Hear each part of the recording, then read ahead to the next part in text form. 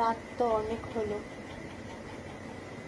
এখন যদি আমি তোমাদের বাড়ি যাই আমাকে কোথায় ঘুমাতে দেবে?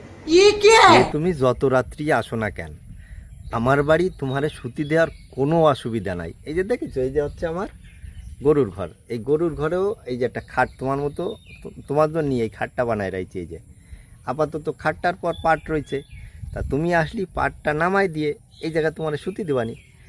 আর যদি তোমার রাত ভয় নাই, এই যে মশারিও আছে, কোনো ভয় নাই। আর তাও যদি ভয় করে, ওই যে সামনের ওই বাড়িটায় দুটিয়ে ছেলে ছাগল আছে, ওই যে যারা টাফা না কি কয়, দুটিয়ে সেই আছে।